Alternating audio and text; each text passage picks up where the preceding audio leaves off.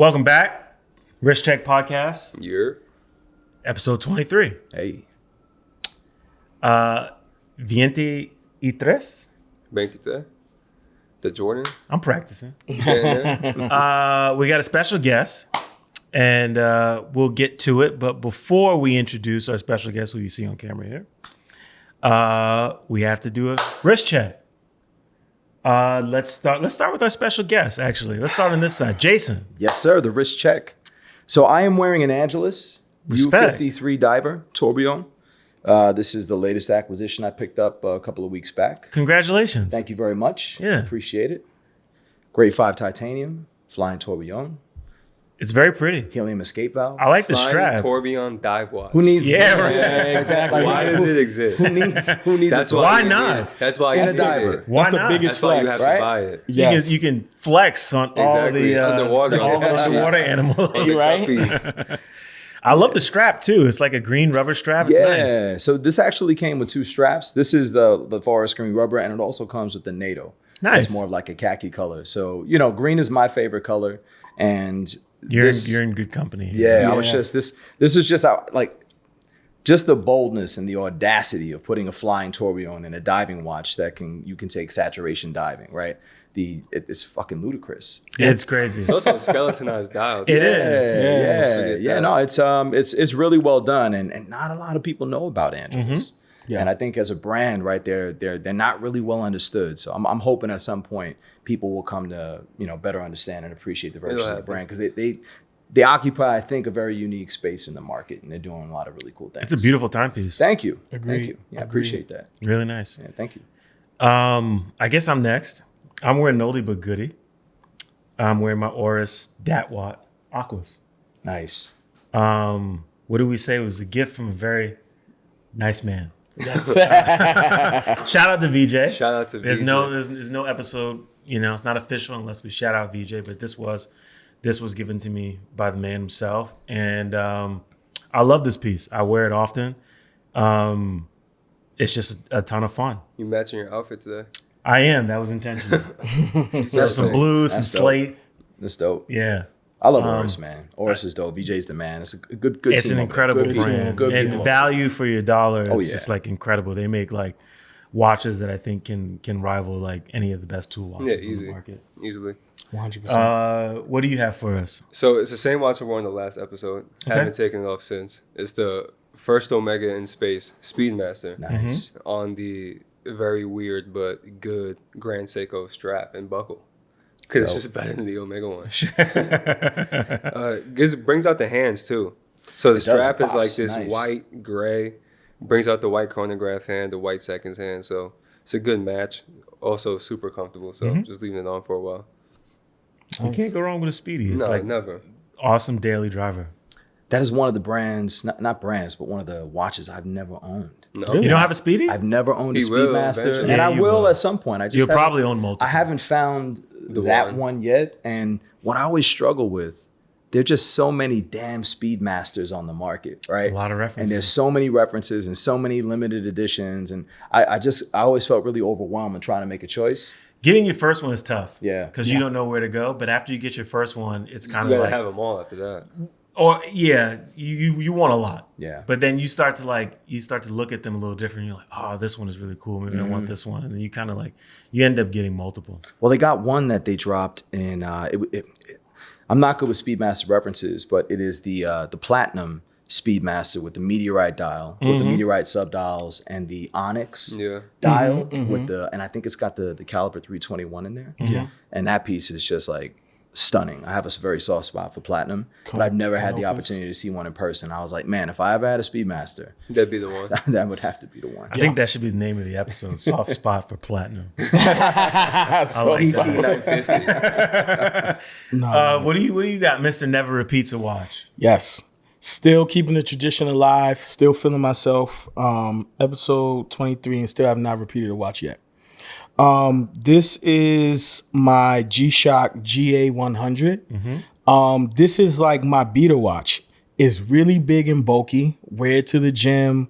Have worn it to a couple of vacations. It's got like these purple accents. So the hands, the indices, and the subdials all have like purple accents in it. For some reason, it just reminds me of like a Star Wars stormtrooper. It kind of does look like It's a just like stormtrooper, super big and bulky and like It's funny. Yeah. it's just something futuristic about it. Let me ask you a question. So now, you have At over least 23 23 watches. watches. At least. How do you decide what watch you're going to wear when you wake up? His outfit. Yes, I would say definitely like what I'm wearing, but it's also how I map out my days. So like weekends or off days is probably like a G-Shock. Like I'm probably wearing a G-Shock. I'm probably wearing a Beta. I'm probably wearing something that's digital where I can just read it right away. Don't have to think too much about it. It's like on and gone. If I'm doing something dressy or like something where I gotta flex a little bit and show out and be like, yeah, I do collect watches. Like I do this. Then I bring the big boys out. But for the most part, like, the G-Shock just checks all the boxes. And I've shared on the show before, like, I was gifted a G-Shock as like one of my first timepieces that I could remember where I was like, oh, I love watches. Yeah. And it came from my grandfather. But even still then, I remember owning like, Iron Man watches and Timexes. Yeah. So like digital watches and clocks and things like that has always been in my DNA. Yeah. 90s baby. 90s baby. Let me ask you a question though, with the white. Do you have any issues with discoloration or just trying to keep it clean? Because that's something I've always worried about with white straps, cases, especially when they're like a polyurethane or some type of a material like that they'll stain. Yes. And just hard to keep clean. No, truthfully, it does stain. You can see on some parts of it, like in the different materials. A little stained, Yeah, but exactly. The rest of the watch looks fine. The rest of the watch That's is probably fine. because that's one of the parts you touched the most. I kind of like that though. Yeah. I like the idea that it'll actually like patina. Perry, the G-Shock that Perry gifted me, that snow camo, I got it wet and it still hasn't aged or stained or anything like that. Yeah. I took it to the pool when I went to Orlando. That's what I wore in the pool. I wore that and I wore the Auras in the pool. I kind of And go it old hasn't school stained. too, and like the same as like sneakers. I put a toothbrush to it, man. Word. Really? Yeah. Yeah, legit. I'll put a toothbrush to it. I'll baking scrape it. Put some Dawn on there. Oh my It's not only for like Very washing technical. ducks. Watching penguins and other oil spills. That's Because I've got a glacial gold G-Shock, and that was from a collection that they released in 2018, and the whole collection is like clear polyurethane straps and cases. And with gold accents. And so I gifted 3 of them to family members, and I kept one for myself. And that polyurethane likes to turn yellow, like It does. like Yeah. the icy soles right on your kicks. Yeah. And but as part of the character, it devops that patina. Yes. It right? does, yeah. Yeah. I mean, I guess too, because I'm very dark skinned, so I kind of get away with it sometimes. Those translucent cases, it's like, oh, it's just my skin. No, I'm not dirty. I do bathe every day. Respect. But it begs the question. Where is the show going right now? Right? We didn't even get into the nitty We gritty. just got started. Oh, man. But I'm curious, I'm curious about that because when you see some of the higher end applications, like with the Hublots, for example, when they're going with transparent straps and, really light colored straps, to match their ceramics and their sapphire cases, which is super dope. I just wonder, how I it think stands those up over materials time. are crazy though. Yeah. Yeah. Oh, yeah. I've never seen a strap like that age. Yeah. Because they're also so fucking expensive. Yeah. Like Yeah, the straps, if you're gonna replace them, it's like, and remind you, most of these are silicone rubber. Yeah. Like $500. Yeah. Yeah, it's no It joke. better not age. Yeah, no. So, getting right into it. Yeah. Jason, who are you? Where are you from? Yeah. What's your story? So I'm born and raised in Brooklyn, so I'm a native New Yorker. BK all day. Makes Yes, 3 of yes. us. That's 3 of us. There we go. Perry's outnumbered today. It's fine. I'm from the Bronx. Yeah, I'm We sorry. invented hip hop. I'm sorry. We have 28 All right. We're not Yankees doing that. We're not doing that. championships. We've got Ralph Lauren. We're not doing that. Yeah, you got Ralph. The list goes on. You got Ralph. But continue. Brooklyn native. We got Biggie though. We got Biggie. No, Brooklyn's got a lot of get one. virtues. Brooklyn's got a lot of hipsters. No, too. it does. Yeah.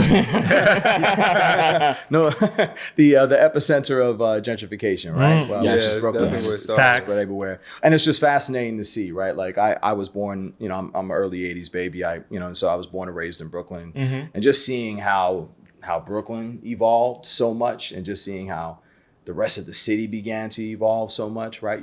We've seen that spread to Queens. Yeah. I'm sure people are seeing that also because that's happening in the Bronx. I was hanging out with a watch collector last night who was, talking to me about a co-op that he just bought up in the Bronx in a neighborhood that, the Piano District? I don't know if it was the Piano District. It's in the South Bronx. It's not in the South Bronx. It's a No? little further up north, but Oh, so then in the North, yeah. yeah, but 15 years ago, you weren't going to hear people. Yeah, you wasn't. No one. You probably couldn't even walk through there. Yeah. Well, it depends how far north. I grew up in the North Bronx. It was very nice. Okay.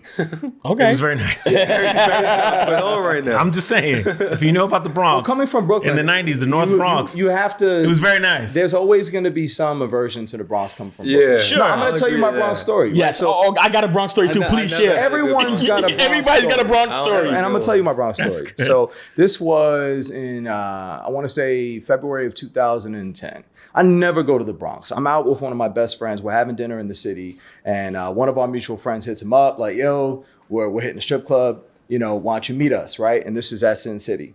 And so, am I even allowed to talk about this on the podcast? Absolutely. Please, Well, I come don't know. on. You So- had it. This check dog. You pod. already started. So in my gut, I'm like, man, I got no business going up to Sin City in the Bronx. We could always go to Queens. Best strip clubs are in Queens. So whatever. There was a bunch of dudes up there. We said, all right, we'll go. So, I drive up there. I'm driving, my car. And, I find parking on the block. And I'm like, all right, we're not staying long. We're going to come kick it. We'll shake hands. We'll just show face and then we'll be out. I'm not even there for an hour. I leave the venue. And I walk not even a half a block down, my car is sitting on bricks. No. My car's sitting on bricks. Both of my windows are smashed. My trunk is popped. And I'm like, this is why I don't fuck with the Bronx. This is why I can't. This is the Bronx. You know what someone from the Bronx would have told you? Business here.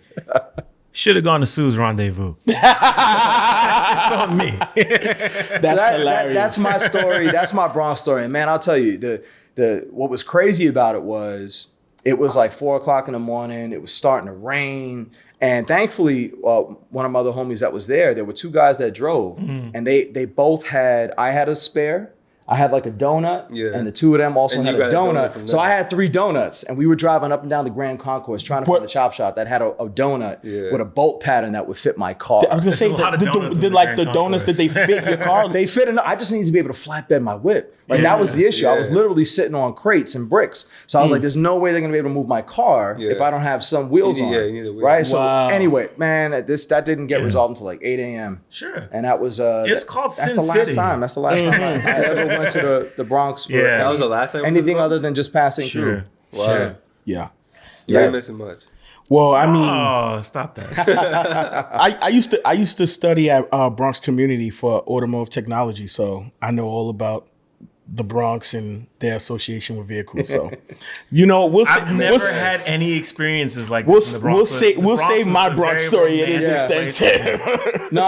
And look, I say this mostly in jest, right? I mean, and that's the beauty of New York City. And what I It mean, is, and what I mean yes. by that, like more pointedly, is every part of the city's got a different vibe, a different 100%. energy, a different culture. And even within the boroughs, right? Different neighborhoods, you find that kind of energy. And that's what's beautiful about the diversity of the city, right? Yes, it Which is is. such a big part of my story. 100%. And where I came from in Brooklyn, where I grew up, excuse me, I grew up in a part of Brooklyn that's about as far away from the city as you can get, what we call a two-fare zone, right? If you want to try to get to the city. You walk to the bus, take the bus to the train, might have to transfer a couple Where of is times. this? So I grew up between primarily in Georgetown, which is right off of Ralph Avenue, Flatlands area, and Canarsie.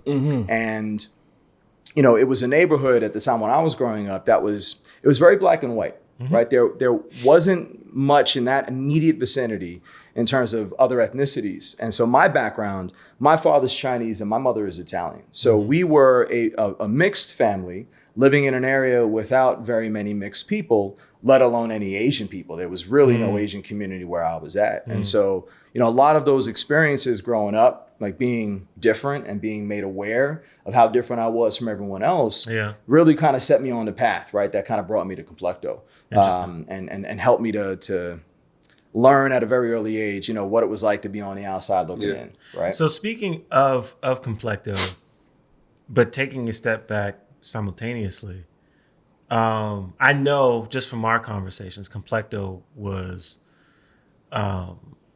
it came about via your experience in your profession. What is your professional background? Yeah. So professionally, my entire career has been in diversity, equity, and inclusion. Right. And for, people hear those terms, I think, a lot more now than they used to. And those words are thrown around a lot, but I don't know that people necessarily know what they mean, right? And I think it's important to put that in context.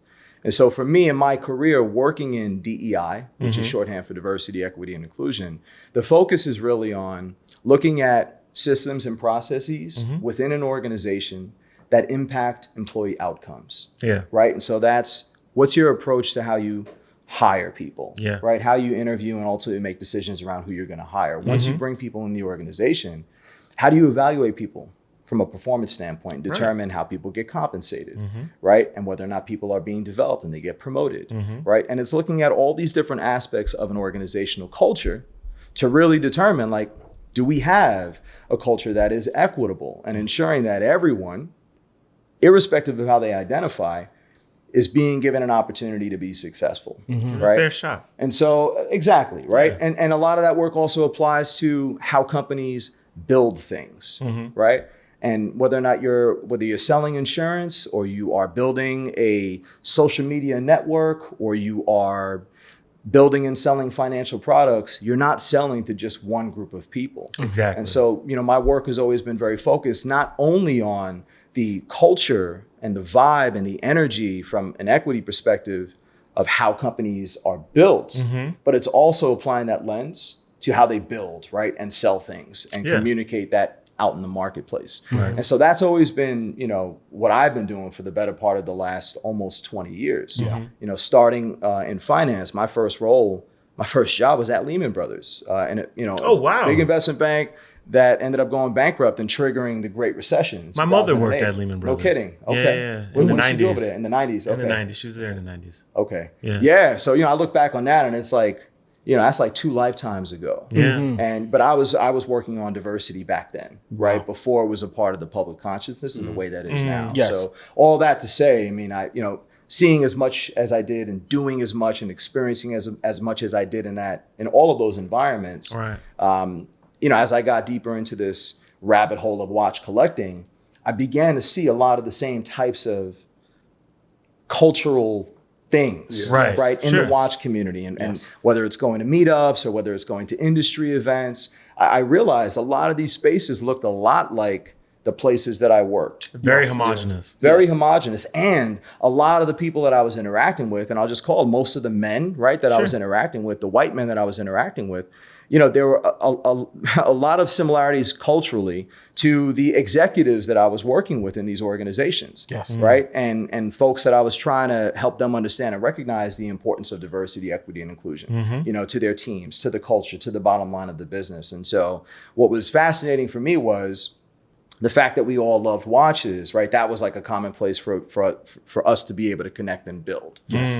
Where I felt like, in my career, my corporate career, oftentimes, as soon as I walk in the room, I'm the diversity guy. Yes. Sure. Right? And so everyone's already got like the shield up because people have opinions, of right? course. Absolutely. Yeah. It's like you're like HR. Yeah, absolutely. HR, you're going to tell me I'm doing something wrong, I'm saying something wrong, I got to be politically correct. Yes. And so that always, that can foster very almost like an adversarial type of dynamic, which makes it really difficult to do your job. Absolutely. Exactly. So at what point, you mentioned diversity is obviously a big key word here, especially what you do with Complecto. Yeah. So at what point did you realize when you wanted to start Complecto and what you were doing in your professional career, did you think, I'm the person that needs to be doing this and I should be doing it? Yeah, I remember it very distinctly. It was in the fall of 2020. And, I was...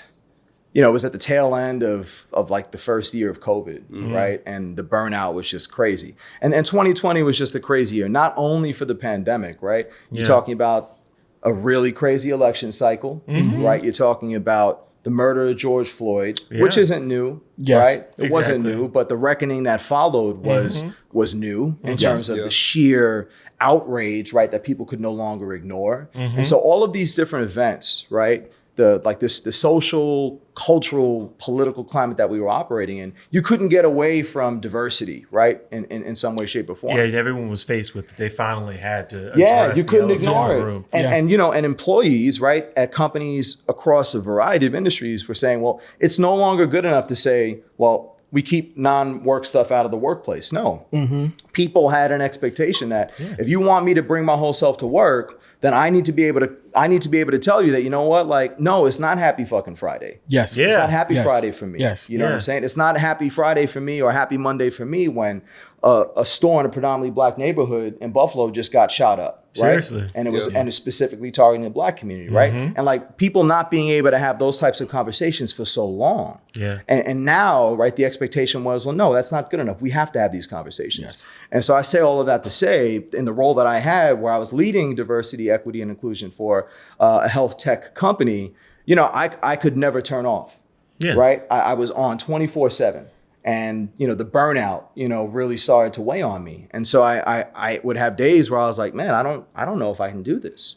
Because the emotional labor that comes with doing any work in the DEI arena, you can't fully appreciate it unless you do the work, right? Or unless you're a person of color, right? And you're experiencing these things in a very real way. And so, you know, I started to try to think like, how can I reimagine a way to do the DEI work, which I love, right? Because it's just the core part of my value system. You can't do it unless you live and you breathe it because it's just too hard, right? Yes. I was like, how can I do this in a world and in a way that feels less exhausting and where I will feel like I'm actually having an impact. Yeah. You know, where I feel like I'm like controlling my own destiny and I'm operating on my own terms. And so, like many people during the pandemic, I sought refuge in watches. Yeah. Yes. Right. I mean, I was already like very far down the rabbit hole of collecting, but I was stuck at home, right? And so for the little bit of downtime I did have, like it was all watches all the time for me. Right. And I began to connect those dots and I said, well, shit, you know, the Swiss watch industry and just the watch industry in general is very male dominated. It's very homogenous. And so many of the dynamics that I'm trying to combat in the corporate sphere, I'm seeing present in the comment section at Hodinkee. Oh yeah. Right? In the comment sections of a lot of watch media blogs where you can just see, you know, people's feelings and their bias. It's very interesting revealed. because that's part of what we were talking when we had Bryn Dimepiece here. I mean, that's what her article was about. And she was compelled to write that because what she described as the vitriol she was seeing in the comment section when she would post like a Cardi B with an iced out watch. And it was just like, why do you hate it this much? That much. Yeah. Why are you so passionate? Yeah. Even when she would post Cardi B or an entertainer, a rapper, Yeah. or whatever, with it could be a factory set watch or something that you know would be considered a plain Jane, but just because homie in the comment section don't have it, you salty. Yeah. Super salty. If it wasn't them, you wouldn't be. Yeah, following well, you know, them. I mean, I would go a step further to say it's not because they don't have it. It's because they see somebody who doesn't look like them wearing it. Yes. Right. And Bing, people, bing, I mean, and let's just and people don't want to have that conversation. Call a spade a spade. Right? But that's why I'm here. I'm here to have that conversation. Right. And I'm not here to make people uncomfortable, right, for the sake of making them uncomfortable. But at a certain point, you have to be able to have these conversations. You have to be able to be honest. Well, what I think is important about the honesty that you bring, and I think what people need to understand, if we can contextualize it, is that what you've done professionally and what you're doing with Complecto enriches experiences. Yes. And what we experienced at the event that you put together was phenomenal. Yes. I mean, we had so much fun and connected with so many people. It was one of those things where it was like, oh man, is it over already? It's like, I want to go. Let me go another 2 hours. Exactly. Like, please. Exactly. And a lot of us did. Many of us went to dinner after and got drinks after. Yeah. And it was a lot of fun. So focusing on Complecto. First, let's start with, because we've given some background to it, but where'd you get the name from? Where does Complecto come from? So what does it mean? Complecto is a Latin word. Okay. And it means to include, to welcome, to embrace.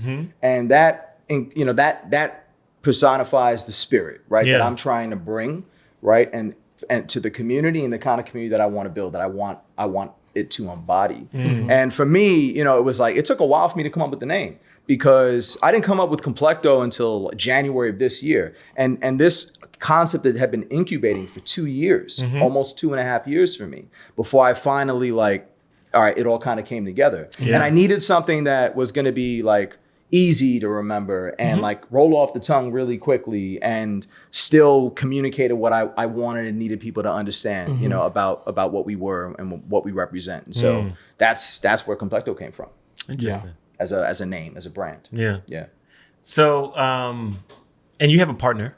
I in do. this. So shout out to my homie David. And Shout out David, to David. Yeah, shout out to David. We met him at the event. Yeah, he's a cool cat. Guy. Yeah, he's a cool Awesome cat. guy. Yeah, David was the first person out of the gate who said, I love what you're doing and I wanna help however I can. And so David is the founding member and he's serving as an advisor and is bringing a ton of really great insight. He's got a great background, a lot of technical experience, fundraising and venture capital experience. And so he's been really key as a sounding board and a thought partner for me as I'm just trying to, you know, figure out what the hell I'm doing. And I'm just learning a lot of things on the fly. But he and I, really crazy story about how David and I connected.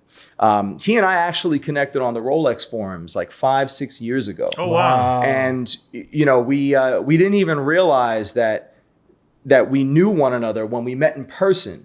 I'm a part of a watch club based here in New York City called the Watch Club Society. Shout out to my Watch Club Society family. Yeah, we were hanging with some of them the other day Yeah, at the Fremont event. Yeah, we ran into Nick. Yeah, good people. Who we met at the Complecto event. Absolutely. Great people over there. And so, you know, David ended up becoming a part of that community. And so David and I, like once we met in person, we connected on a lot of different things. And it wasn't until like 2 years after we had met in person that we were having a conversation to realize, it was like, holy shit, wait, I think that we know each other from the Rolex forum. So funny. So it's just crazy the way the watch community works, right? Where as big as it can be, it's still really small. So super small. Yeah. The cool thing about Complecto too is because you know the watch world already has this way about like bringing people together, where it's funny. It's almost like you know, the minute you get a whiff that someone is like into watch collecting, it's like, yo, Yeah. you know what I'm saying? Like it immediately sparks conversation. Yeah. And my experience has been that it's actually one of the more diverse communities that I've been part of. Yes.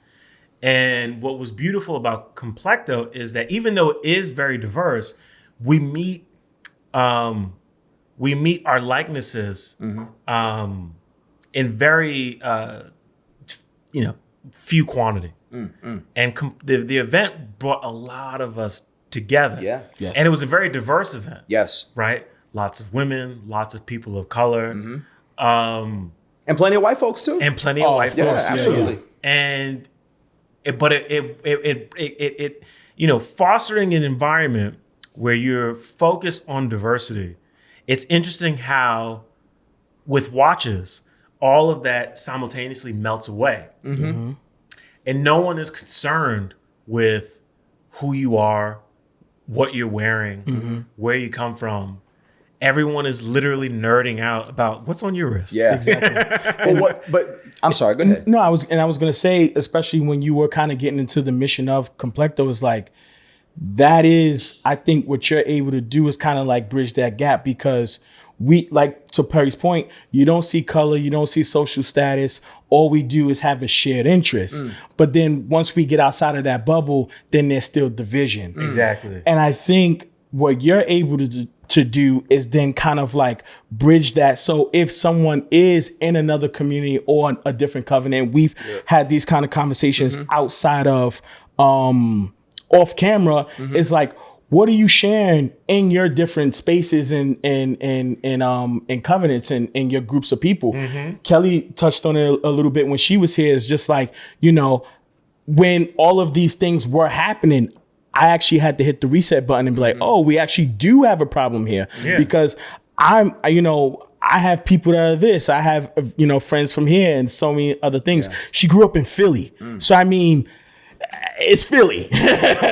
Like, I'm pretty sure she doesn't really see color either at a certain point. But there are places where, you know, people just aren't familiar with another ethnic background or culture, because I'm from Brooklyn too. Yeah. I mean, you're in a room with a bunch of people you don't know. Yeah. I always know the hole of the wall. You know, I'm holding the wall. Absolutely. I'm trying to find out what's going on. Yeah. So, you know, kind of getting into that space and actually disarming and being like, oh, that guy's cool. You know what I mean? Because what it does is It diffuses you. It makes you drop your wall. well, Yes. not only does it diffuse you, it fosters relationships. Yeah. And then Yes. these And you wanna relationships nurture them. blossom. You want to nurture them. They blossom into relationships where people care about one another. Yeah. And then when you care about one another, you care about the things that are impacting those people's lives. Yes. Yeah, absolutely. Right. So there's a little bit of a domino effect that's involved with it. And that's the beautiful thing about Complecto. No, thank you. I appreciate that, and something that I think is important, right, is, you know, I oftentimes hear people talk about not seeing color,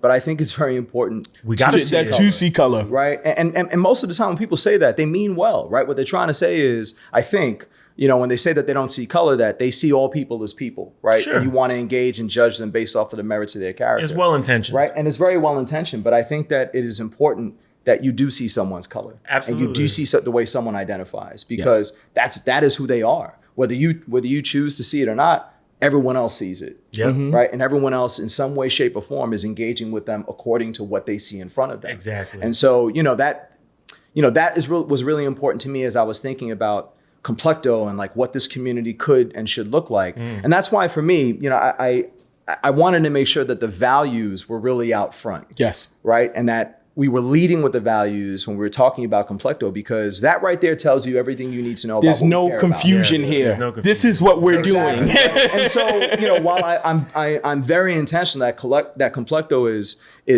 was started and is being built and nurtured, and I want to grow it with the very specific goal of increasing diversity within this community, right? It is for anyone that shares our vision for a more inclusive future in the watch community, right? Yeah. And so it doesn't matter what you look like or how you identify. If that resonates with you, if that is something that speaks to you and moves you, then you got a home here, right? And we want you to be a part of this thing that we're trying to build. So, you know, to me, you know, I just felt like by leading with that, you know, that was going to empower people to opt in or opt out the gate. 100%. Yes. We know where everyone stands. Exactly. Yeah. So if you show up, then that tells me, if you're here at a Complecto event, that like we have a shared value system. Absolutely. And being able to anchor in that, I think, is a very powerful thing. 100%. Yes. I And think you- after seeing the Oh, go ahead. after seeing the press that came out around Complecto, and especially being there, you're gonna want to be at the next one. People Yeah. are gonna want to be around. And people I hope so. who Yeah. weren't They able will. to come Yeah. for this one. Yeah. I think it's gonna, like we said, it's gonna drop that guard. Yeah. We had Because Styles there P. Yeah, the Yeah, homie. Shout out to exactly. Styles. Shout out to Styles Shout out P. to Styles. man. Yeah. They Yeah. didn't show up. That was a really great thing too, because there's so much you know, there's all these thoughts about like hip hop and watches and these preconceived notions about what a rapper wears or what a rapper collects. And I love the fact that Styles was there and just, you know, talking to him about his interest in watches and watch collecting. He was rocking the GP. Yeah. He was wearing a Oh, GP. Ferrari. Gerard Perigo. You Yeah. know what I'm saying? And Yeah. but I also love like the space that he comes from, where he's like, you know, I just like the watch. Yeah. And that's how it starts. Yes. And that is why we are here. Yes. Right? It starts with, I just like to watch. Yes. Yeah, well, You you know, know? just a crazy, crazy story how I even connected with Styles. Yeah. Right. So I was visiting one of my ADs in Greenwich. Shout out to Betteridge. They showed me a lot of love over the years. Yeah. And I walk in and I see Styles talking to my homie Jose, who's a watchmaker over Shout there. out to Jose. Shout out to Pro Sway on IG. Yes.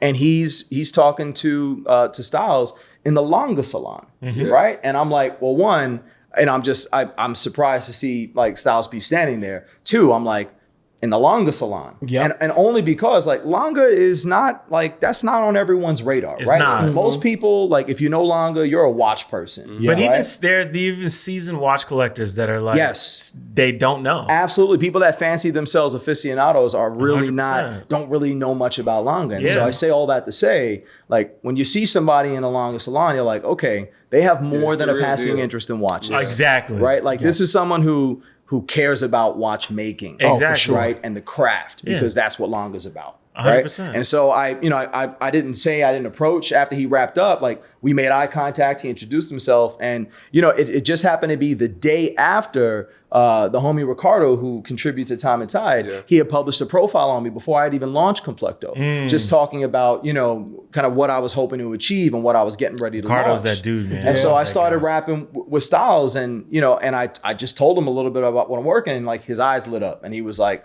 "How can I support you? Like, let's keep in touch. Here's my math." And we've kept in touch ever since. And so it's been love. And what I really appreciate so much about Styles, specifically in the context of this watch collecting and community shit, is he reminds me of why I love watches. Yes. Because he's not going to tell you, he can't tell you the reference number of every watch in his watch box. Yeah. He can't tell you, about every complication that he's ever owned, but he can tell you what he likes. Yeah, he can tell you what he loves, right? He's not a brand snob. And that's why I love those kinds of collectors, because what I love about them especially is they collect what they like. Yes. It comes from a good place. Yes. It comes from a good place, but it comes from an honest place. And so they actually wear their watches. Yes. They're not wearing them to flex. Yes. They're wearing them to enjoy it. Absolutely. And that's what we kind of stand on here. It's like, I mean, you get a little bit of watch history from the crew, especially Ben being the watch encyclopedia. But for the most part, like, I mean, we talk about pure love. I'm not gonna let it. No, I mean, just like we really talk about the pure love and passion that we have for watches and kind of what's brought us all together. Facts. So we talked about Complecto. Yes. We talked about Jason. Jason's a watch collector. Yeah. Jason has watches. I do have watches. How did this start for you personally? Where did you? When did it click that it was like, this is a little bit more than a hobby? This is a passion. This is a lifestyle. I would say for me, it clicked in the early 2000s. I would say probably 2000, right around 2004, 2005. Right. So my cousin Chris is also a watch collector, and at that time, Breitling was really popular, right?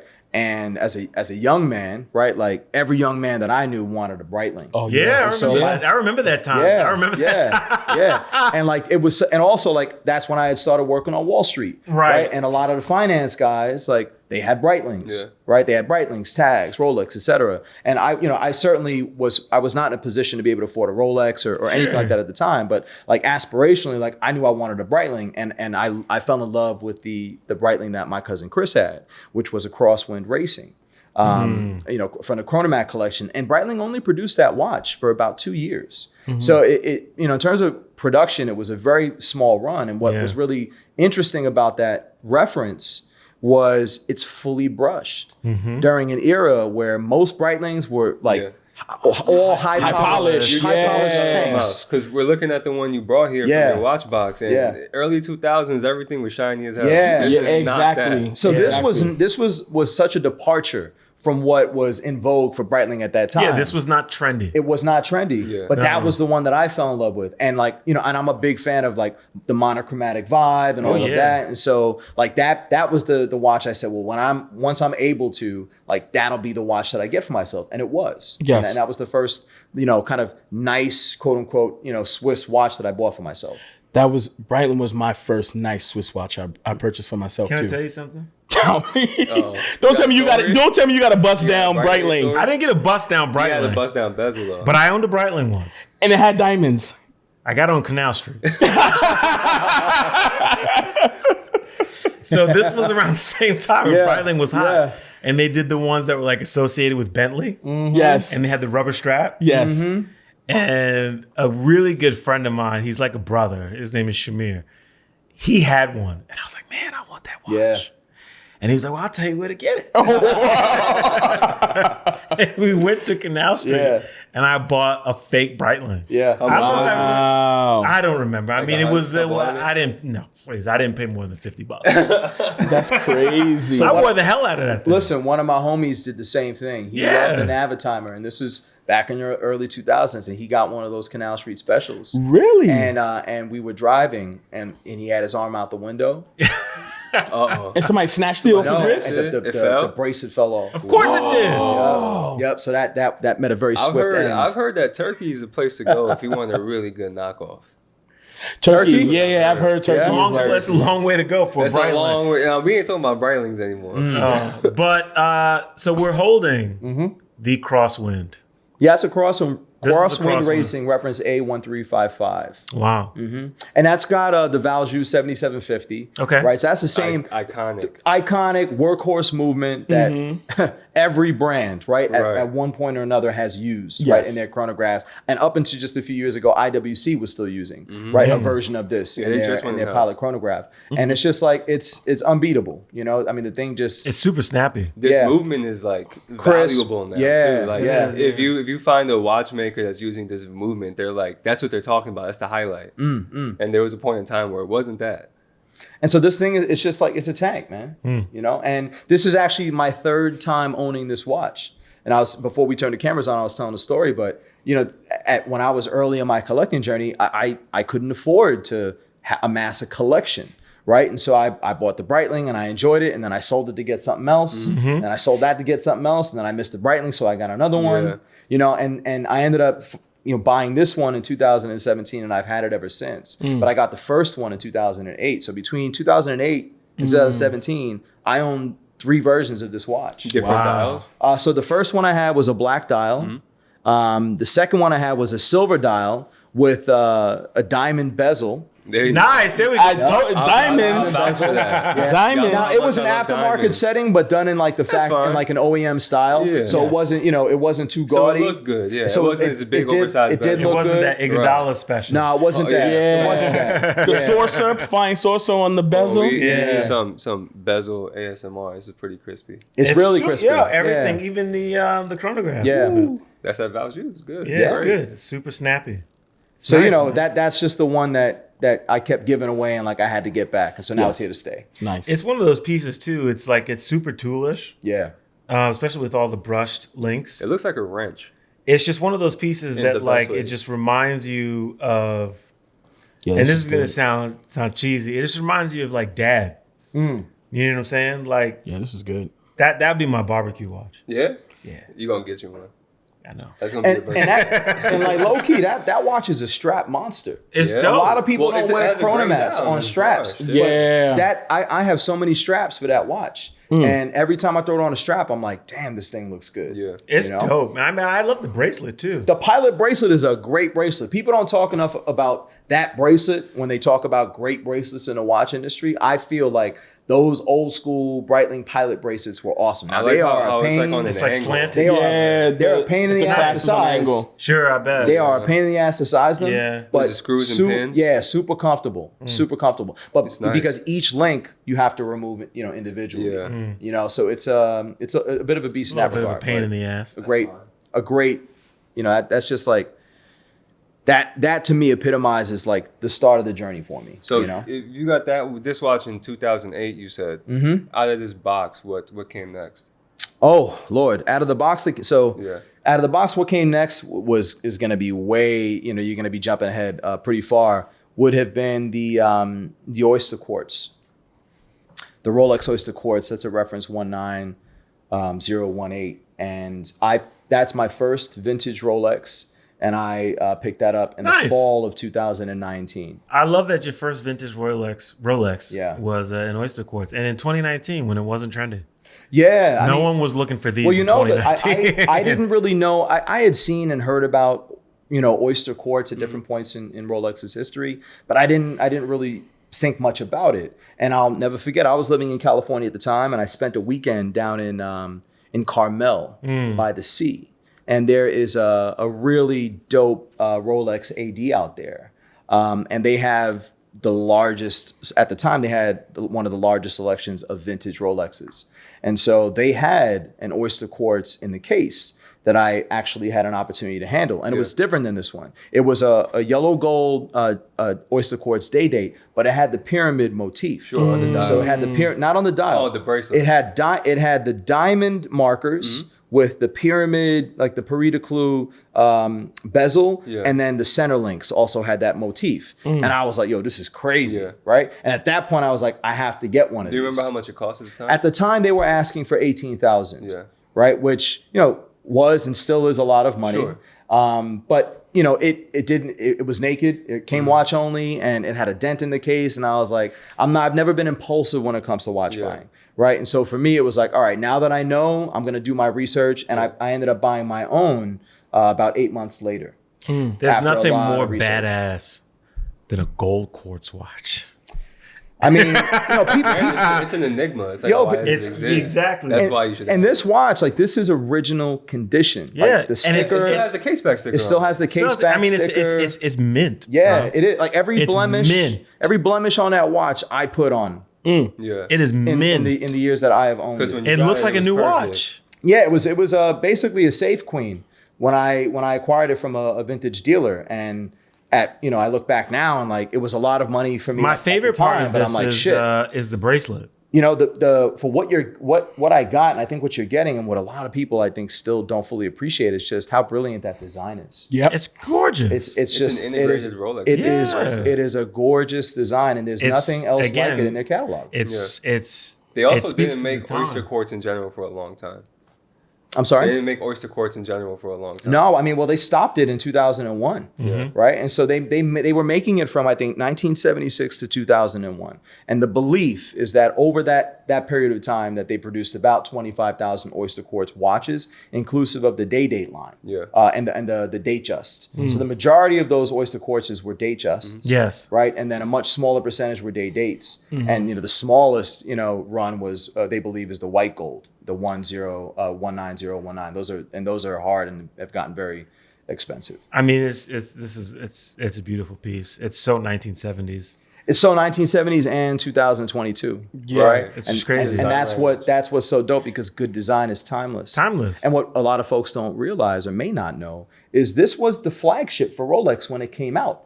This was the first Rolex to have solid gold center links and end links. It was the first Rolex to actually debut the sapphire crystal. Wow. So Rolex poured so much innovation and so many high-end features into this watch, right? Because they were reading the tea leaves in the 70s and what was going on. So, they created a super engineered, quartz movement. And then they just packed so much quality into the design They of this wanted watch. to give people value. Absolutely. Oh, If you yeah. They hold, definitely had to do it after Genta had did the the AP Royal Oak in 72?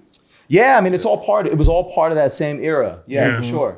for sure. I mean, Michael Caine owned one. Yeah, his auction. Yeah. This But thing is amazing. The finishing on it, the contrast with the horizontal brushing, Yeah.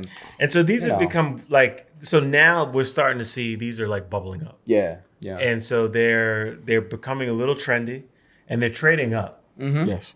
The value's increase. I mean, we know people who are actually on the hunt for one. Yes. Well, listen, if you're on the hunt for one, what I'll tell people is, and I think this generally goes for vintage, right? Is it's just condition, right? Yeah. Conditions everything. Condition is everything. Boxing papers don't mean And anything. these are you can find a decent amount of oyster quartzes in the market, but it's hard to find one that hasn't been polished. Yeah. really Even look bad. at this Because they were bracelet. worn as shit. Like this Yeah. bracelet is like There's no stretch. There's no stretch. Yeah. Like Mint. this No mint. stretch, and the clasp is still like you'll break a nail trying to pull that clasp. Yeah, I almost did. Yeah, for sure. Yeah. Yeah, I don't even want to like. So it's really all about condition, because with the oyster quartz, you need those bevels. You need the Yeah. beveling on the case. You need the beveling on the bracelet. I mean, if you don't have that, like in my opinion, that's not the one to get. I mean, this one is beautiful, man. It's just like Thank you. holding it makes me think of like Gordon Gekko. Yeah, right. It just takes me back to a special place. But now you have, you also, I know that like you fell in love with watch collecting in your own way, but you've had relatives in your family Yeah. who were also big watch collectors.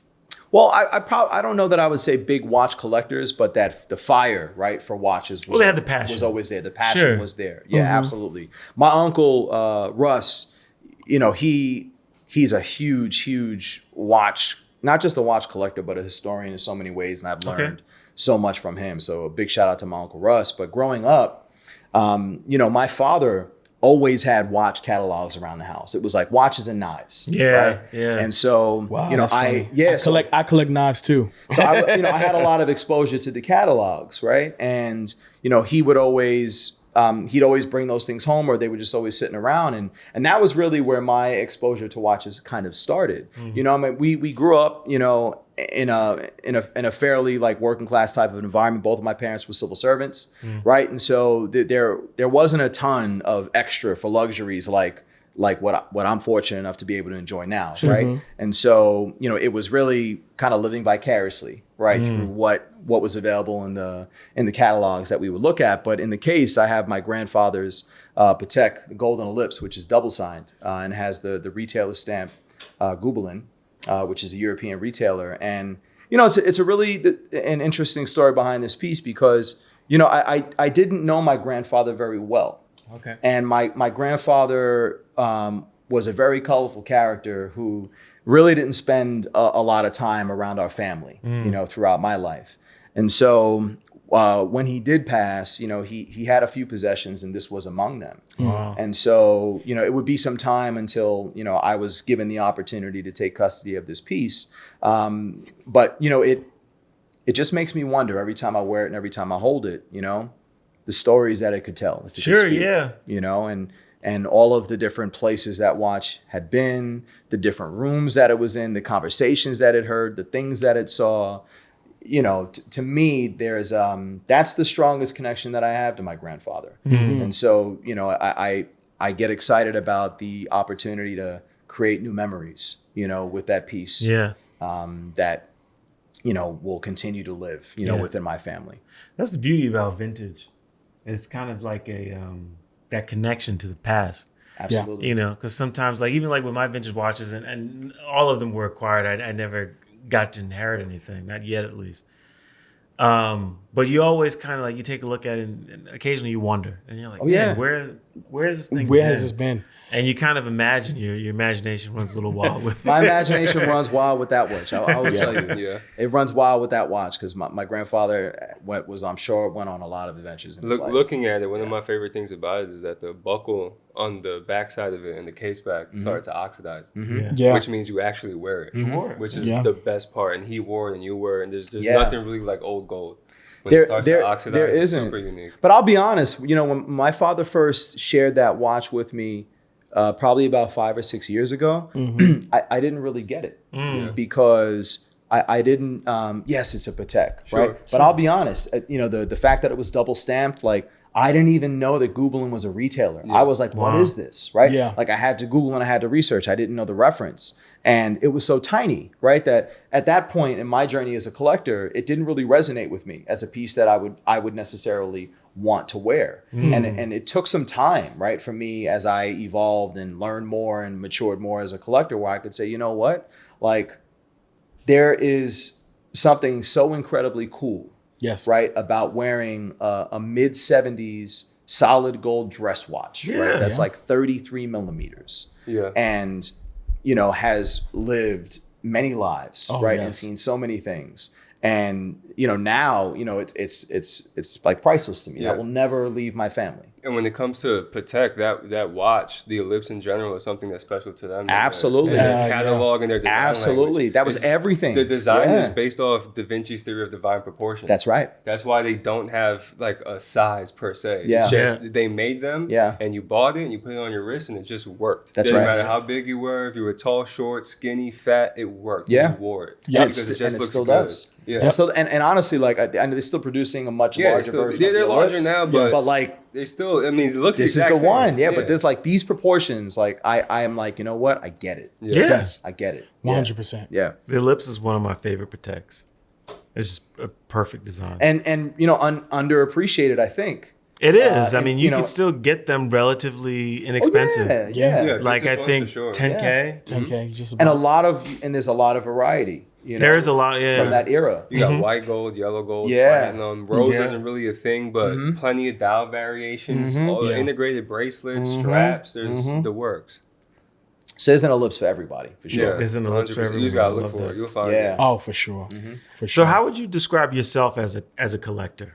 What do you look for? What's driving? Like how do you know when you like give us some insight into your method? So my ethos as a collector is to really I buy the things that I love. Yeah. I buy things that resonate with me.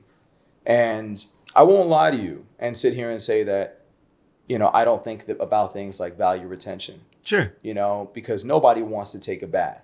But when I first started in this hobby, the expectation was that you would always lose money if you sold a watch, right? Yeah. Especially if you bought one at retail. And so, the way that I try to look at watch collecting is it has to speak to me, it has to resonate with me, and it has to, in some way, shape, or form, be differentiated from anything else I already have in the collection. Yeah. I try to avoid redundancy where I can. That being said, I have a lot of sport watches. I have a number of integrated sport watches, but they all are differentiated enough for me, and they come from different manufacturers, right? And they're bringing something a little bit different to the table historically that I really appreciate. But it sounds cliche at this point because everybody and their mother says it, but like I really do think you have to buy what you love. Yeah. Yes. And like I think that if you were to look at my watch collection, you have a lot of insight into who I am as a person. Yes. Like I feel like just the way that I move in the world, I feel like I can go anywhere. I can be in any room with anybody and I know how to navigate, right? Yes. And I feel like my watch collection reflects a lot of those same sensibilities, where it's like I have a piece for every occasion. Yeah. Right. And if I'm gonna get together with a crew that's into vintage watches, I got something for that crowd.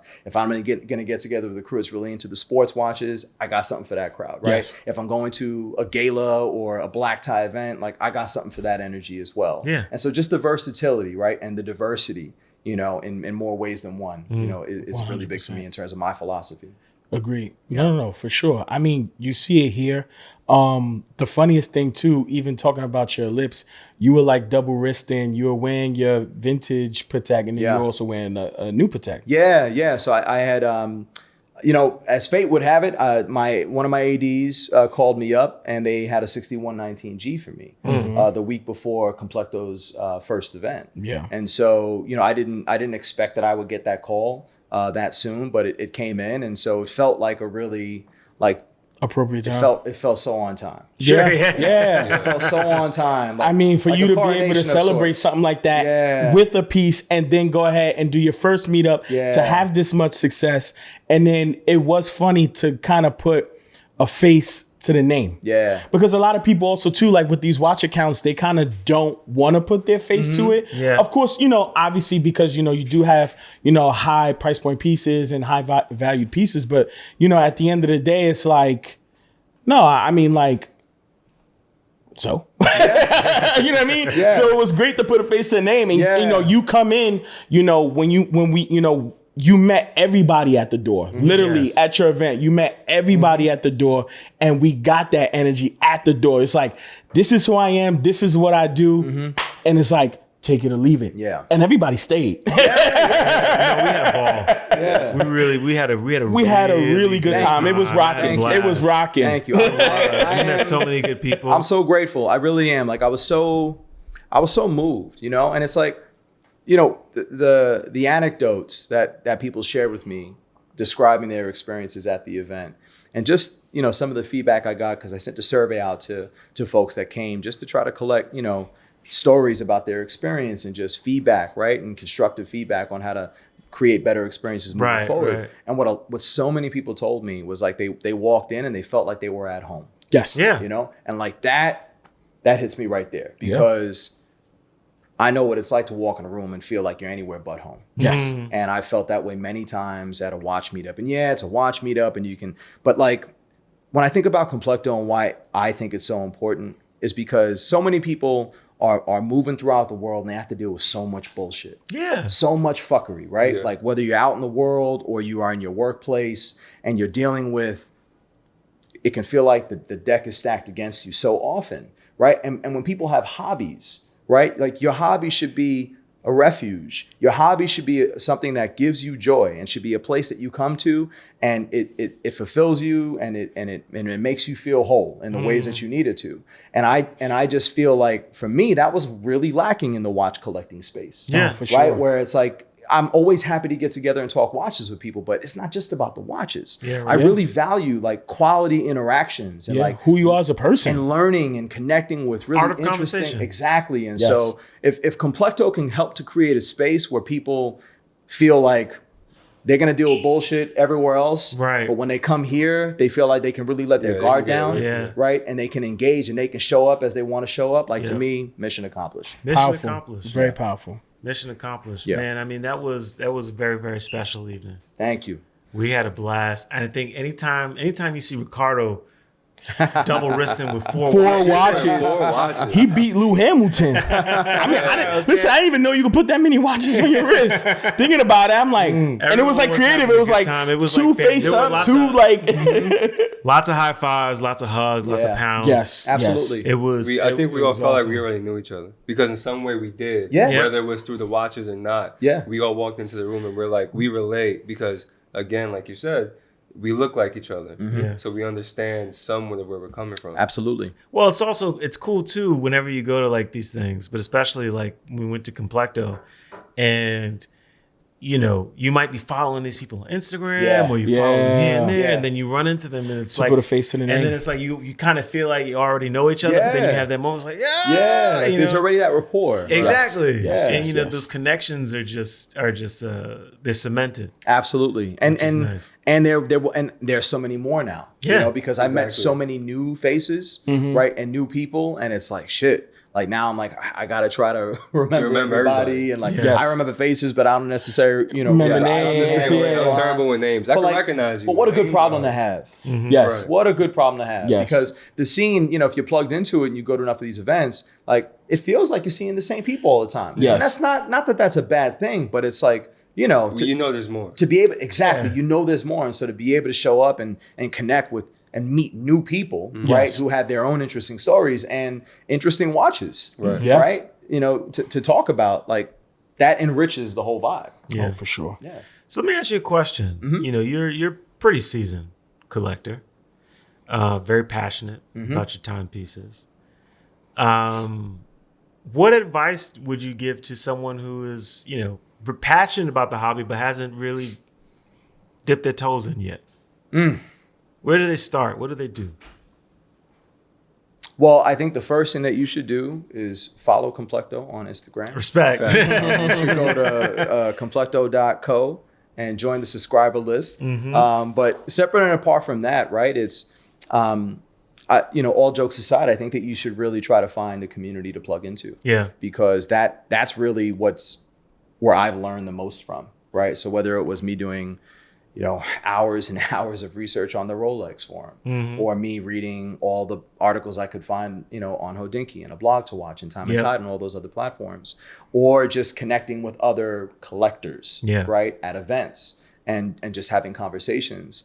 That was probably the single, those interactions are what, what's driven a lot of my learning and my knowledge, which is to say, like, I think the most important thing is to try to be as informed as you can be. I think that's an excellent point. Because there are literally a million options out there. Oh, yeah. Quite literally. Right? You can go in so many different directions, but I'm not going to call it a mistake because it was a part of my learning. I learned a lot by buying a lot of shit that I thought I wanted and really didn't want. Sure. Right? Like I probably could have gotten a Rolex sooner, but I would say, oh, well, I could get a Rolex or I could get an Omega and a Tudor. Right? Instead. And like, not that was a bad thing, but like it didn't scratch the itch for me because I knew what I really wanted, I didn't get. Right. And I was trying to fulfill that with all these other pieces, which were really cool, but ultimately I didn't love and I didn't bond with, and like I had to move on from. And I took a lot of losses along the way because that was during an era where like you weren't getting your money back. Yep. No. Yeah. Yeah, exactly.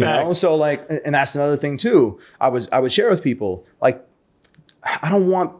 no one should feel like in order to get into watches, you have to have the budget for a 4 or a 5 or a 6-figure watch. Yes. Right. And that's another thing that's really important to me when it comes to Complecto is like, if you love watches and I love watches, that's where we should be anchoring. Yeah. Right. And so it shouldn't matter if you've got a Tiffany signed Nautilus on your wrist, or if I have an Angelus, or if you've got a G-Shock. We all love watches. Yeah. And a lot of the spaces can sometimes feel like, well, if you don't have a certain piece on your wrist, like you're not worthy, right, to enter the club. Yeah. And I would tell people that are new to the game, like, don't let Instagram ruin you and make you feel like you have to wait until you can afford a Royal Oak in order to become a watch collector. Yeah, exactly. And also, how are you ever going to learn anything if you're in a room with people who are wearing the same caliber of watches as you?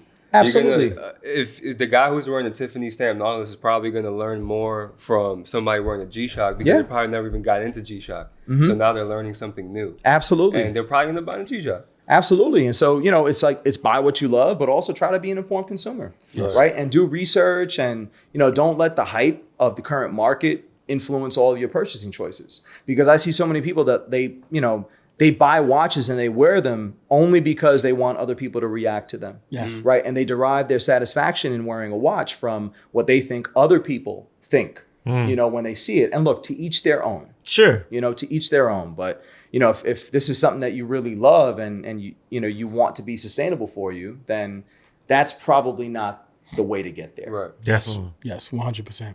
And talked about hype watches, Listen, and we like them. Yes. Yeah, of course. We like them. There are watches that are super hyped up that are amazing. We took a visit last night to Sotheby's watch department. Yeah. And Shout out saw to shout out to Richard. Mr. Richard Lopez. Shout out to Janet and Christina. Yes. We saw some of the best Oh, I'm sure. of hype watches, and Lord. we had a blast. But you got here 2 other pieces in your watch box you brought us, neither of which are super hype. Yeah. Maybe one's getting a little hypey. Yeah. But we'll start with this piece here. Yeah. With the copper dial. Yeah, copper, salmon, Whatever you want to call it. Yeah, whatever you want to call it. The Grunfeld. Yeah, the Grunfeld, the 1941 Principia. This is beautiful. Thank you. It is it's a breathtaking piece in my opinion. The strap is awesome too. The strap is nuts. It's and that's an OEM strap for the manufacturer. They make the straps. Wow. And it's a buffalo skin strap with a contrast stitch to match the dial. And that's my first high-end independent brand. And shout out to Cellini and my homie Artiste because he's the one that helped me secure the allocation. Wow. But this to me, there's a story behind every watch. Like I first saw this piece in 2020 in person. I had read about it and I saw it in person for the first time at Cellini, during COVID, the first year of COVID. And I fell in love with it instantly, but I was a little gun shy because it's not an inexpensive watch. No. And, it's from a very small manufacturer that they only produce, maybe at the time, 150 watches a year. And so for someone, that didn't have a ton of experience with independent brands, I'm thinking of all the worst case scenarios. What if there's an issue with fit and finish or like something in the movement breaks and have to send it out? How long is it going to take to get back? What if they go under? You know what I mean? And then obviously, things would change as everything blew up. Sure.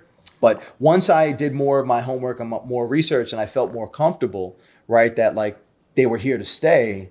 I mean, just the virtues of the brand, right? And the flair that they bring, being a Dutch manufacturer, the architecture of the movement, which echoes the Dutch bell housing architecture, and the orange, which mimics the same orange color that you find, right, in the Netherlands in a lot of their architecture. So incredibly charming. And the Grunfeld brothers, I mean, they are as good as it comes when it comes to hand finishing and movement architecture, and the watch speaks for itself. And it's one of those pieces that when I put it on, it even sung from afar, it just sung to me. Yeah, it really did. Striking. It really did. And I was kicking myself because I slept on the Remontois when it came out, and again, I didn't really understand the complication. I wasn't familiar enough with the brand. It was a very expensive watch. So I was kind of like, I don't know, but many of us can say this, knowing what I know now, I wish I would have jumped on one. Sure, for sure. Story of my life. Grunfeld makes one of my favorite watches ever. Which one? Deadbeat. Oh Lord, yeah, the 1 Hertz. Yep. Mm-hmm.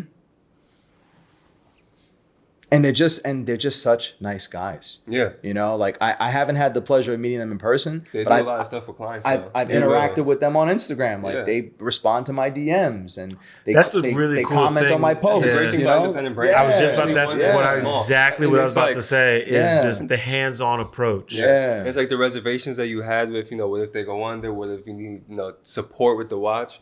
My experience with most indie brands is that you don't have to worry about that. They'll take care of it. Yeah. If something's wrong, we want to make this up to you. We're sorry. We'll fix it. Yeah. So I'm just super happy for them because, you know, they have seen so much success. I mean, they closed the books last year, and I don't think they're opening them up until at least 2023 just so they can focus on meeting the orders. I saw that recently. Right. And it's just an outstanding piece. And it's one of those pieces like, if you know, you know. Yeah, it's a showstopper. Yeah, right? 100%. If you know, you know, because otherwise it could be anything to like the casual like passerby. Yeah. Sure. You know, but every time I look at that watch, I see something different. I discover something new about it. You know, whether it's the contours on the case and the way that the lugs. The case is beautiful. Meet the bezel. You know, the lugs are dope. And just the recessed, you know, flanks on the sides of the case. The indices are gorgeous too. too. I mean, you know, everything about I it. also love detail. the crown. Oh yeah. The it's crown, not a flat crown. It's like it's almost like cone shaped. It is. It is. And so it's that level of thoughtfulness in design, right? Yes. And like that commitment to quality and craft that really resonates with me because you can see it and you can feel it when you wear the watch. I love it when watchmakers, they take an approach where it's like, how can we make this different than everything else that's on the market? Like, how do we separate ourselves?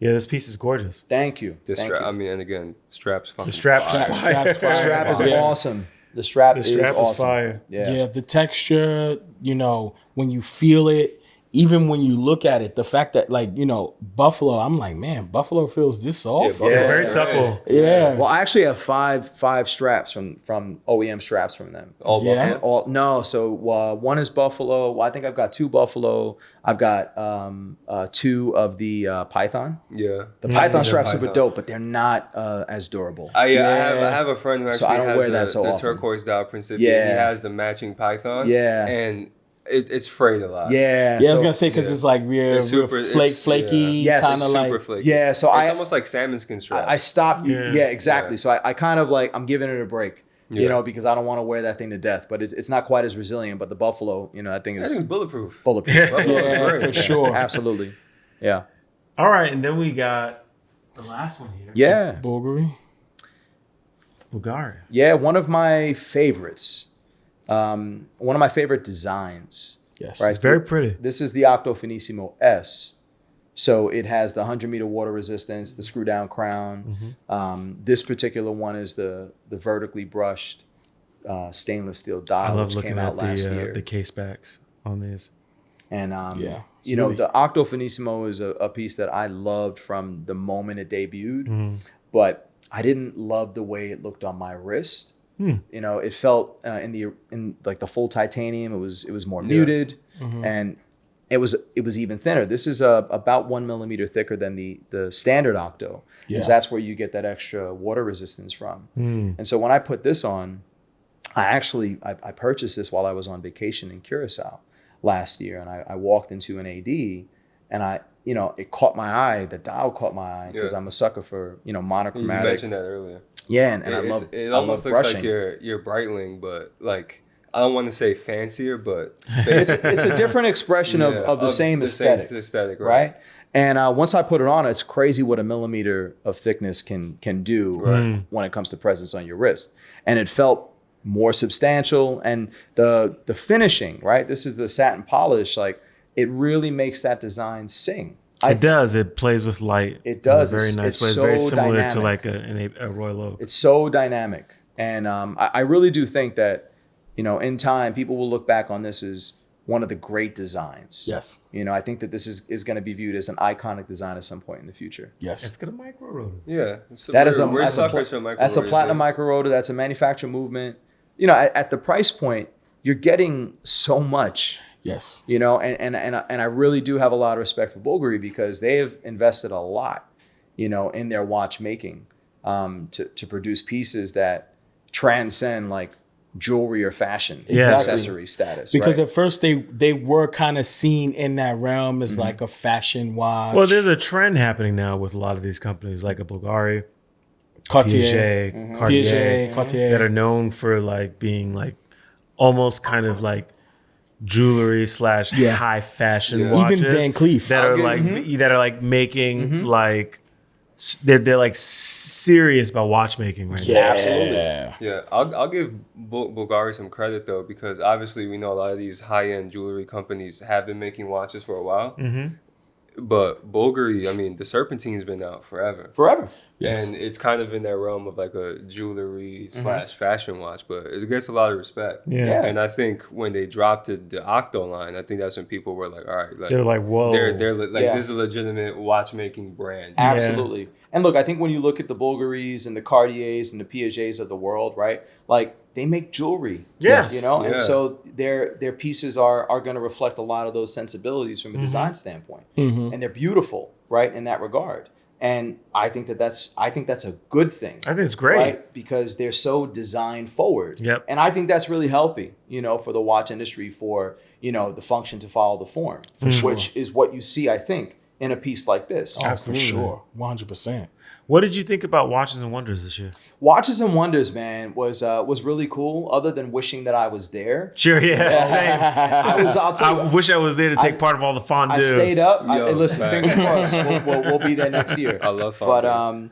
But I stayed up. You know, I stayed up that night. You know, until you know they debuted. Yeah. And, you know, for all the announcements, and I thought it was dope. I thought there were a lot of really cool releases that came out this year. I have. Yeah. You know, I got a few on my list that. You know, I'm hoping to. What's on your list at some point? So, number one on my list is going to be the DeBethune DB28 Sport. Yeah. The John Player Special Edition. You know, DB is another brand that. Do you have any? I don't own a DB, but that's a brand that I have admired from afar. And again, I was gun shy about because they're very expensive. One, they're very expensive. Very expensive. You know, that being said, you know, not that long ago, you know, they could have been had, you know, with a very reasonable accommodation from the ADs that carried them. Right. Those days have quickly since passed. Right? Oh, yes. But, you know, with, you know, DB, like a number of other independent brands, right? Like, I just didn't know, you know, how long they might be around or if the market, you know, pivoted or whatever the case might be. So it was like sit, watch, learn, do my research, had the opportunity to handle some. And I was sold. Yes. So, you know, once I realized like that was definitely a brand I wanted to add, I was like already immediately trying to figure out, okay, how many watches do I need to sell to finance? Yeah. You know, getting a DB. But that John Player Special to me is incredible. And they have the dynamo lighting, LED lighting system in that, you know, the floating articulating lugs. I mean, it's a spaceship. Those lugs are. It's a spaceship. The lugs are different. And that whole color scheme that John Player, that's legendary. It is. It really is. So that one is really high on my list. Another one that I thought was incredible from Cartier. What was the Mysterios? It was fire. Yeah. It was the Mass Mysterio. Mysterios, and like where the movement is in the rotor. Yeah. Like, yes, nuts. Like that was crazy. With the floating arms is just like, Yeah. So again, like you talk about, you know, brands that are known more historically for their jewelry, their high jewelry, you know, but have real watchmaking chops. Like Cartier has been showing that. And I think that they've been really impressive. I like the Tank Chinois as well. Sure, yeah. And just some of the beautiful the Asian, you know, design aesthetic that they baked into that I thought was super cool. The Vacheron 222. Fire. Bringing that piece back. Fire. 222s for the crew. Like the 222 I think is awesome. And I'm really happy to see that back. It's very reminiscent of, you know, in terms of dimensions to my Oyster Quartz, Right. but it's of the same era. I think it's a stunning piece. I can't wait to be able to get my hands on that and be able to try it on. I really like the new the Yachtmaster Oyster Flex white gold with the Falcon's eye. Nah, the gem set. Oh, you like gem set? Yeah, Nah, it's okay. Gem set. I like the Falcon dial. No, I haven't seen the Falcon dial in Stones. person yet, and I love stone dials, but I also love gem set pieces. Now, I don't really, I have one watch with diamonds in it, and it's very subtle. I don't have anything that's like fully gem set, but you know, I know it's very polarizing, but man, like there aren't that many brands, in my opinion, that do gem setting as well as Rolex. Yeah. And especially when it comes to the gradients and the colors. And so I just think that's just a stunning piece. Yeah. I think love especially when it comes to like the colors. Yeah, they pick good colors. They really do. Their colors are perfect. They are. Well, they have the best clarity in the industry, period. Yeah. Like, I mean, you know, you look at like, you know, a Rolex timepiece from, you know, let's just say like a presidential Rolex from the 90s, diamond bezel, whatever. like it can still look exactly as, you know, a 2022 piece, like legitimately. Quality of the stone still there, still hitting, still shining. Yeah, it's a Rolex. But what a lot of people don't realize, it's never not gonna hit when it's like that. Yeah. Rolex has become so polarizing, right? Yeah, People love to hate Rolex. Yes. But I love Rolex. And the reason why I love Rolex is because you can dig so far back into their catalog and see things that they were doing 20 and 30 years ago that people are still trying to emulate now. Yes. Well, think about it like this: the green sapphire crystal in the Bilgauss. Yeah. That's not even patented. Yeah. They're almost like telling other brands, like, try it.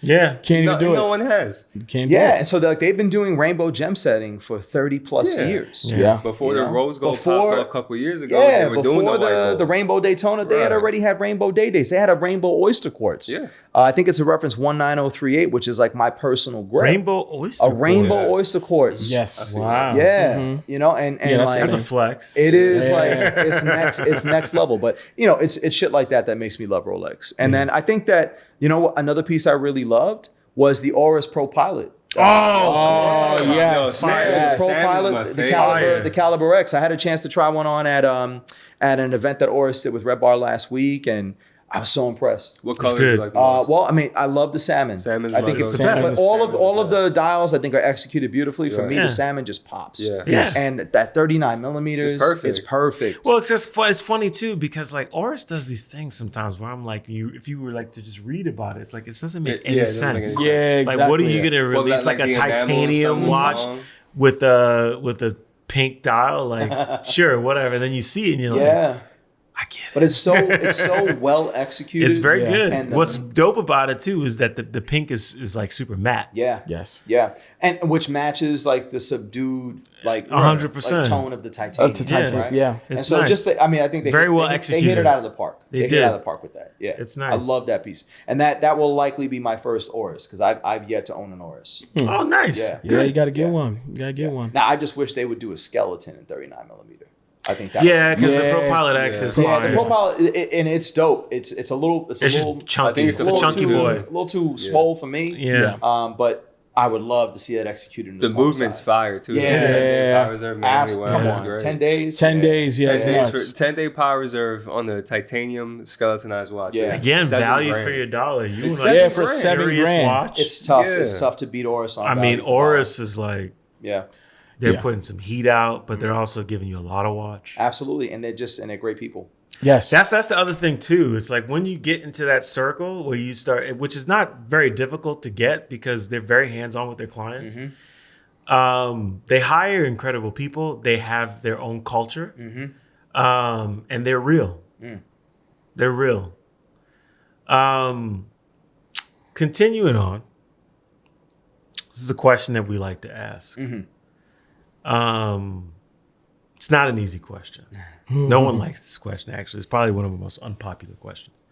I feel like I know where this was going. Yeah. But if you could only wear one watch, if you Oh, had to God. consolidate it down to one piece, because this is one of those questions that really makes you think, and it's tough. But where would you land? Man, I would give up bread and cheese before I gave up being able to wear multiple watches. But Okay. if I really only had one watch to wear, and if I'm just choosing from my collection, it would probably be my overseas. Okay. I have a Vacheron Overseas 4500V, silver dial, and honestly, out of all the integrated sports watches that I've owned, it's like far and away the most comfortable. The bracelet is incredible, incredibly comfortable, but you have the versatility of wearing it on a rubber strap Or leather. or a leather strap. Yeah. And so it is a piece that, to me, it has the robustness of a tool watch, Yep. but does. an aesthetic that is so elegant that it's appropriate in any environment. Yeah. And like the ability to execute a design like that, I think is incredible because there are very few watches that can achieve that. Yes. You know, and like I love the Royal Oak. I love my Royal Oak, but my Royal Oak is not as versatile or as comfortable, you know, as my Overseas is. Interesting. And so there have been occasions where it's like I want to wear the Royal Oak, but it couldn't fit comfortably enough under the cuff when I'm wearing a suit. You know, and so it's not a knock on the Royal Oak. It's a different beast and a different design. But for me, the VC is tough to beat as a one watch that can pretty much do anything. Black tie or at the beach. Yeah. Like that. So what if you had to pick one, just any watch something you don't even own, something that you may aspire to. Yeah. What would that be? It would probably still be a VC overseas, except it would be the overseas ultra thin. Nice. No, it would be the ultra thin overseas. I think it had a 1-year production run. White gold. Yeah. With a ruthenium dial, ultra Another thin. one. Those are impossible to get now. Yeah. But that No would, one wants to get rid of yeah, them. that would no one wants to get rid of Yeah. them. Absolutely. So They whenever know one what of they those hits the auction block, Yes. It's gonna be crazy. it's gonna be crazy. That might be 7 figures. It's gonna be crazy because that piece, I'm mad that I discovered it like as late Too as late, I did. I missed the boat by a couple of years. But I just think the overseas is tough to beat as a one watch. The versatility that you get with that piece I'm not mad at you. is Yes. tough. I'm Yeah. not mad at you.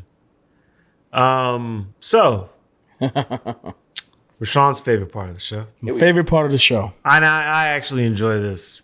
I enjoy it a lot. It gets good. Is he doing poetry again? I don't know. Maybe we'll find out. But Rashawn is our resident game host.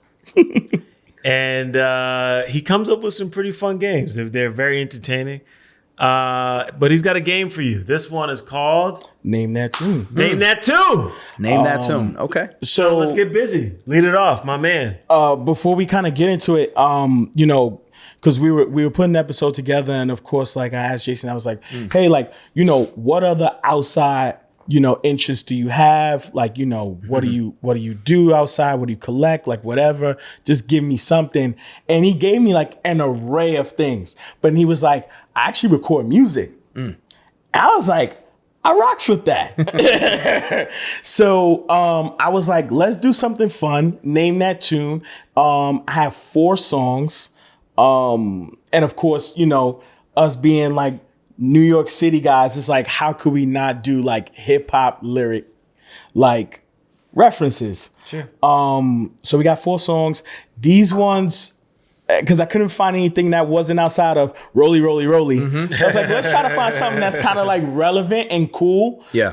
So I'll give you some hints, and then So are you gonna play the song, or are you just gonna say the lyrics, or what? now I'm gonna say the lyrics. Okay. And then if you get stumped a little bit, I'll give you a hint. Okay. And then try to like kind of lead you in the Okay. right direction. So this one, the first song, right? The lyrics, it goes, Cartier bust downs, just not my thing. Oh. The B in the center knows of the already. left and right wing. The only time you'll ever see me next to Breitling. Yeah. So that's my neck and wrist, right? Yes. Pusha T and Hov. That was a giveaway. But one like I think that's fresh on the mind. That's what. it's fresh on the mind. Analyzing the album. It's so funny because now that we're in, this time, like watches is prominent to everyone. Yeah. Your biggest influencers, your biggest athletes, your parents now, you watch movies, you start to see watches. Yeah. Or like these things spring up. It's part of pop culture. Yeah. It Part is of pop now. culture. In a really big way.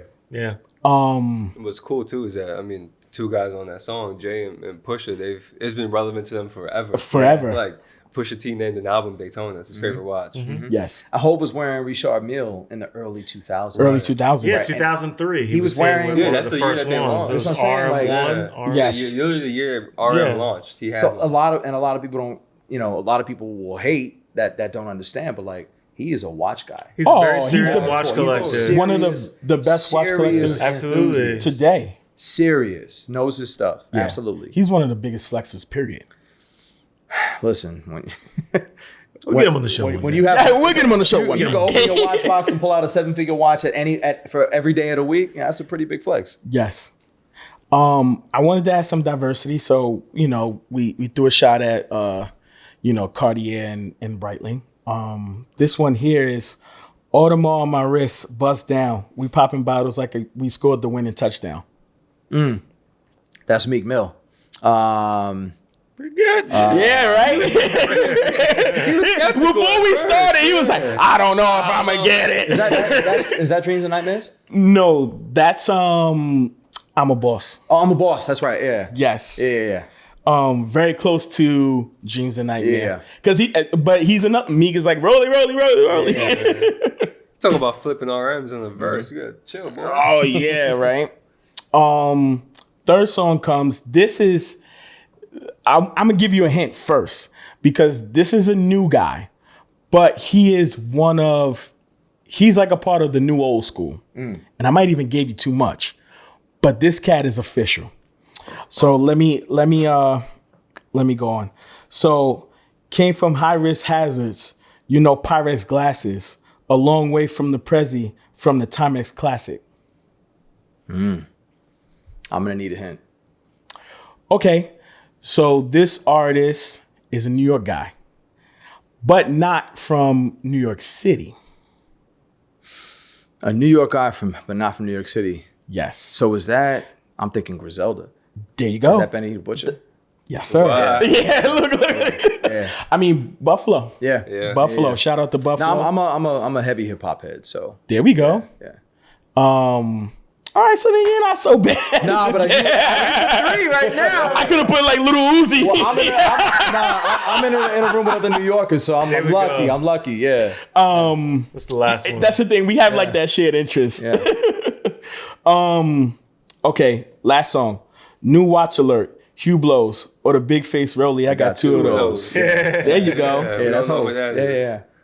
Listen, the greatest to ever do it. Easy. Yeah. Jay-Z. Hands down. Probably one of the greatest watch collectors. Yeah. Man, can you I don't imagine? think That's one of my dreams. When I think about like Complecto and like the way that I hope that we can grow is like, man, don't let me do a talking watches. The people that I would want to do talking watches with, man. I want to open those watch boxes up and see what's in there, man. Like, that would be Imagine like, stuff Open we the safe haven't up. that would be crazy. Open the Stuff safe that we up. haven't seen. Imagine from stuff he these just people. wears around the house. Right. Yes. That right. That would be insane. Yeah, You that know? would be dope. He has everything. That would be dope. This man has been collecting watches for the last 30 years. Yeah. But like to that point, right? It's like, because sometimes I think that collectors and people that have that have been at it for like that are seasoned, right? You kind of you wonder like what's next. I've had moments like that. Like I can only imagine like, behold, like what's gonna scratch the itch, right? Like when you can get anything that you want. And it's not just Hope. There are other collectors and people who are very wealthy that have crazy collections and pieces that no one's ever heard of and piece uniques. But it's like, all right, it's like you're chasing a high, right? And every piece kind of raises the bar a little bit. And like in my own way, and I think it's relative to all collectors in their respective journeys, right? But it's like every piece you get is like, okay, I have this problem. I'm already thinking, this is dope. I'm so glad I have it. What's next? And it's like you can forget that there was once a time where the thing that you're wearing, you were like, man, I can't wait until the day comes where I can have a day date on my wrist or an Angelus or a Breitling or whatever it is, So I just wonder, once you reach a certain threshold, like when are you satisfied? When is enough enough? But I think in his case, when you take into consideration like how long he's been successful, and how long he's been collecting watches, many of these things that he owns that are highly coveted, to him are just watches. Yes. When you think about when you're in his shoes and you can get anything you want, by the time you're there, you're a billionaire, you're a pop cultural icon, you can get any watch you want and you wear a Rolex. A Rolex to him is like wearing a swatch to someone else. Yeah. That's why he's It's just rocking like, JLCs. this is really nice. Yeah. I'll wear it today. Yeah. And it's like a platinum day. Yeah, You know what I'm saying? With like, it's like he was casually rocking that one of one Rolex Perpetual. The Franck Miller. Yeah, The Franck Miller. Literally, I think he wore it. I think that's probably his favorite watch. When you look at like photographs, like some of the watches we photograph different events, that's the one watch he wears most frequently. He wears it all the time, especially when he's with his wife. Yes. He wears that watch a lot. Interesting. It must mean she likes it too. Maybe. Likes it on him. But I think like that's like for him, that's like it does it for him. It does it for him. I think it checks all those boxes. Listen. And to be honest, it's because it is a Rolex. B, it's a Franck Mueller. It's also not officially a Rolex anymore. Yes. Right. But at that complicated Rolex. But that's what I'm saying. And then at that point, it's like, well, who cares? Yes, like when you just look at it, you're like, man, this is like, and then the story that's along with it. It's one of those things where I imagine like he looks and he's like, yeah, that's good. He did the whole. It's good. Which is to say nothing of the Like the whole impersonation. the piece unique RMs that he has. Yes. Or I'm sure the piece unique protects that I'm sure he has in his collection, right? That no one knows about. Cartier. Yeah. I mean, the pieces that he has there. Yeah. He talks about it in the he talks about it like the piece uniques, and he starts like breaking it down, and he speaks this language that like Hove always talks in codes, and he's able to tap into everybody. Yeah. And it's like, you know, for your hustlers, the dope boys, to the corporate cats, to the guys that are in our industry and what we speak on. Yeah. It's like he has a place everywhere. I don't got the bright watch. I got the nice watch. Yeah, he's the man. No, he's legit. I mean, he's quite the collector. You know, it'd be an amazing opportunity to interview someone like himself, not only for his watch collection or his art collection, but at that point you realize that like you're someone who collects. I'm curious, like, what do you have that you don't rap about? Yeah. Like, what's that thing that you collect that he's like gets excited about that he's probably a little embarrassed? Probably collects Funko Pops. Right? Right. You know what? I do. I'm going to ask the question. Remember, this was like the biggest question that they posed. Actually, we should have put this. This is like an unofficial question. I'm going to ask Jason. Yeah. Would you take $500 million? Well, $500 million is a lot. Let's say, would you take $500,000? Or a dinner with Hove? Yeah, I've heard this question before. Yeah, that's a good question. I would probably say at this point, I would take a dinner with Hove, because I think that the value, that meeting could potentially yield far exceeds, a $500,000 check. Yeah. For sure. Just in terms of the access, that you could potentially get. I think I'm taking a 500. I get it. And listen, that's a lot of bread. I get it. I've been around Hove before. Yeah. You taking the money? I'm taking the money. And there's no shade on him, but I know for a fact he would be like, you ain't take the bread? What's wrong with you? He's like, I would have took the bread. Yeah. And that's me taking the dinner with the assumption that like he's present, he's engaged, right? And like I know. I'm just kidding. I'm having some fun. No, I hear you, but like, listen. But definitely, like, a dinner with Hove is worth $500,000. I mean, it's not very. I mean, it's not even very often. Most people will never get to experience being around, someone who is as magnetic as he is, as real as he is, and as interesting as he is. I don't think if someone who passes on $500,000 to take dinner with Hove is not taking dinner with Hove for business advice. You're going for the experience. Yeah. I'm going for the experience. And it's worth the experience. I'm definitely going for the experience. You're going for the experience, and it's worth the experience. Yeah. He's a very magnetic person. I've been around him once, and everybody has a good time when they're around Hove.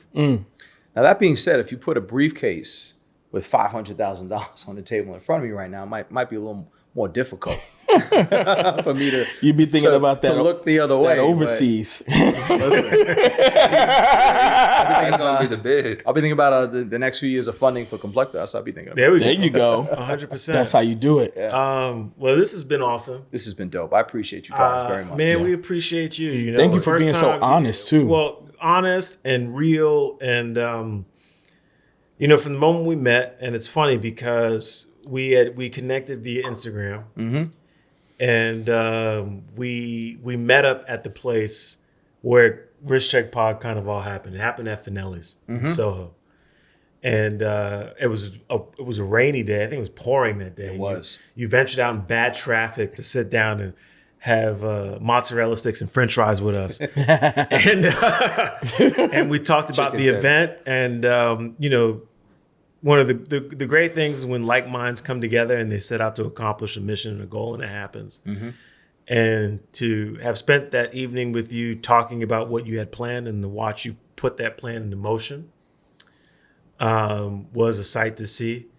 To then experience that with people we care about, people we've admired from afar that we got the opportunity to meet because of this event was incredibly special. And I can't wait to see what the future has in store for you, David, and Complecto. Thank you. So, thank you. I congratulations. Thank you. And cheers to the future. I know we're going to see some more stuff happen. Absolutely.